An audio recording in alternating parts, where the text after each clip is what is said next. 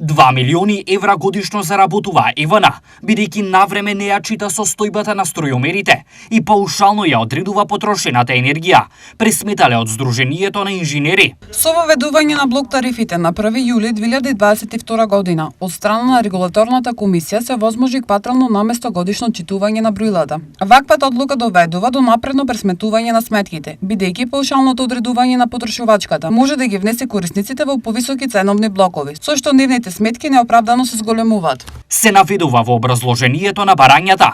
Поради ова, Сдруженијето на инженери напиша приставка до регулаторната комисија, при тоа објаснувајќи на кој начин Евана неоправдано наплаќа од граѓаните 2 милиони евра годишно. Со паушалното одредување на потрошената енергија, корисниците се ставаат во повисоките ценовни блокови и при само 10% покачување се создава голема разлика во наплатата во однос на реалната потрошувачка.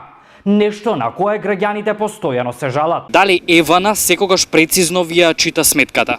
Никогаш. Не доваѓаат, не се редовни, не, никако. Никој не ги чита. Ја немам појма да ти кажам, нити сум видел, нити сум помине тај некогаш од 2-3 месеца. Многу не гледам на струјомерот. До сега да. Па кога како? Колку потрошиш, толку и ќе дојде. Да, секогаш.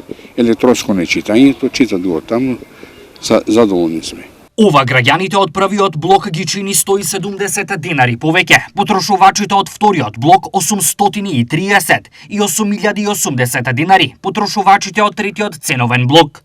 Годишно велат инженерите ова на Евана и носи приход од дополнителни 2 милиони евра. Во државата има речиси 600.000 домаќинства, а Евана контролира повеќе од 915.000 броила, доколку 80% од домаќинствата најчесто имаат сметки во рамките на вториот ценовен блок, водејќи се од објавата на Евана дека само кај 15% од броилата паушално се одредува потрошувачката. Тогаш годишната дополнителна и неоправдана заработувачка на Евана стигнува до 2 милиони евра, велат инженерите во представката.